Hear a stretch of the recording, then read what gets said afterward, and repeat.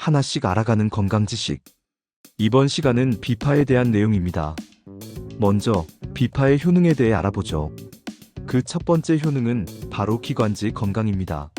미세먼지가 극심하거나 꽃가루가 날리고 환절기 감기가 기승을 부릴 때 아침에 일어나면 목이 칼칼하고 기침이 멈추지 않아 밤잠을 설치고 가래 때문에 고생하는 분들 많으시죠? 바로 이때 비파가 기관지 건강을 지켜줄 수 있습니다. 중국에서는 말린 열매와 잎을 기침약으로도 쓸 만큼 진해와 거담에 좋은 약재로 쓰이죠. 그만큼 기침, 천식, 기관지염 등 기관지 관련 질환에 효과가 있습니다. 두 번째 효능은 바로 피로해소이죠. 출근길 지하철에서 혹은 퇴근 후 소파에 쓰러져 잠드는 것이 익숙한 분들에게 아주 반가운 소식입니다. 비파 속의 비타민 B군은 우리 몸이 에너지를 생성하는데 도움을 주니 피곤할 때마다 무심코 마시던 커피나 에너지 드링크 대신 이제는 비파 한두 개로 상큼하게 에너지를 충전해보세요. 세 번째 효능은 항암 효과입니다. 연구 결과에 따르면 비파 추출물이 간암, 위암, 폐암세포의 증식을 억제하는 효과가 있다는 것이 밝혀졌다고 하죠. 물론 비파가 모든 종류의 암을 완벽하게 치료할 수 있다는 의미는 아니지만 꾸준히 섭취함으로써 암 예방에 도움을 줄 수 있다는 점에서 주목할 만한 과일이라고 생각합니다. 네 번째 효능은 남녀노소 누구나 관심 가질 만한 피부 건강이죠. 피부는 외부 환경에 가장 먼저 노출되는 곳인 만큼 건강하고 탄력 있는 피부를 유지하는 것은 많은 분들이 바라는 점일 겁니다. 비파에는 비타민 A가 풍부하게 들어있는데요. 비타민 A는 피부를 건강하게 지켜주고 세포 재생을 촉진하며 피부 탄력을 유지하는 데 중요한 역할을 하죠. 비타민 A는 피부뿐만 아니라 눈 건강 개선과 야맹증 예방에도 도움이 되고 건조한 눈을 촉촉하게 유지하는 데도 기여합니다. 마지막 다섯 번째 효능은 면역력 강화이죠. 비파에는 비타민 C가 풍부하게 들어있어서 우리 몸의 면역 체계를 키워주는데 도움을 줍니다.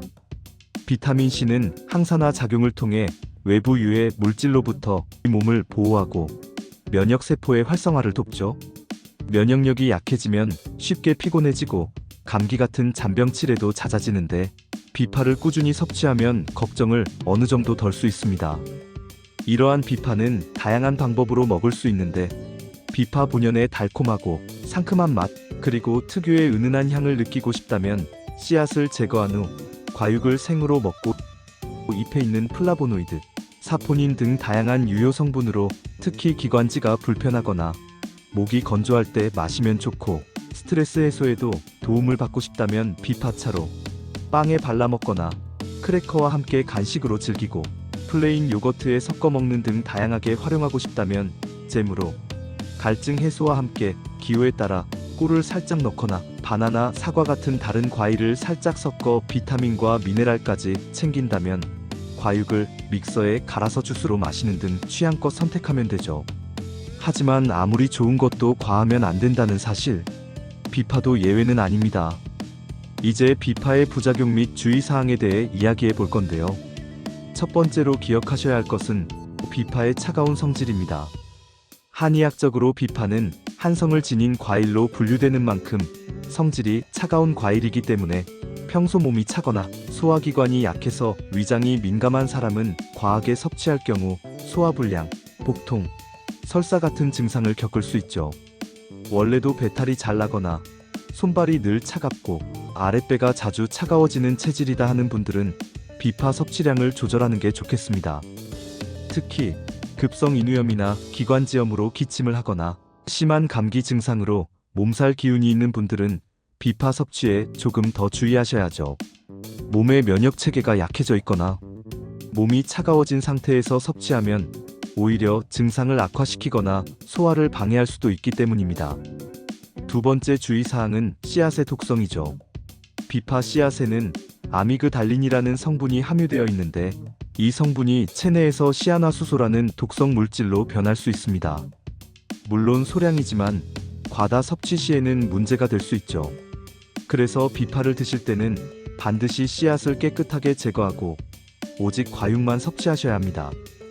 특히 어린아이들이나 반려동물이 혹시라도 씨앗을 섭취하지 않도록 각별히 주의해야죠. 세 번째는 알레르기 반응입니다. 특정 과일에 알레르기가 있는 분들이 계시죠? 복숭아나 사과, 키위 등의 알레르기가 있다면 비파에도 반응할 가능성이 있습니다. 비파를 처음 드셔보시거나 평소 알레르기가 있는 분들은 소량만 먼저 섭취해 보시고 혹시라도 가려움증이나 두드러기, 입술이나 목의 부종, 호흡곤란 같은 알레르기 증상이 나타난다면 즉시 섭취를 중단하는 게 좋죠. 네 번째 주의사항은 바로 과다 섭취입니다. 아무리 몸에 좋고 맛있는 비파라고 해도 너무 많이 먹으면 좋지 않아요. 비파도 과일인 만큼 당분을 함유하고 있기 때문에 과다 섭취 시에는 과도한 칼로리 섭취로 이어질 수 있죠. 이는 체중 증가로 이어질 수도 있고 혈당 관리에 신경 써야 하는 분들에게는 특히 더 주의가 필요합니다. 하루에 한두 개 정도의 적당량을 섭취하는 것이 가장 바람직하죠. 그럼 비파는 어떻게 보관해야 신선함을 오래 유지할 수 있을까요? 먼저 실온 보관의 경우 구매 후 하루 이틀 안에 드시는 것이 가장 신선하고 맛있게 즐길 수 있는 방법입니다. 되도록 빨리 먹을수록 비파 본연의 맛과 향을 온전히 느낄 수 있죠. 비파를 키친타월로 감싸거나 밀폐 용기에 담아 냉장 보관하면 신선함을 더 오래 유지할 수 있습니다. 수분 손실을 막고 외부 공기와 접촉을 최소화하는 것이 중요하죠. 장기 보관하고 싶거나 제철이 아닐 때도 비파를 즐기고 싶다면 냉동 보관이 아주 좋은 방법입니다. 깨끗하게 씻은 비파의 껍질을 벗기고 씨를 제거한 후 한 입 크기로 잘라 밀폐용기나 지퍼백에 넣어 냉동실에 얼려두면 좋죠. 이렇게 냉동된 비파는 나중에 주스나 스무디, 잼을 만들 때 유용하게 활용할 수 있답니다. 하나씩 알아가는 건강 지식. 이번 시간은 여기까지입니다.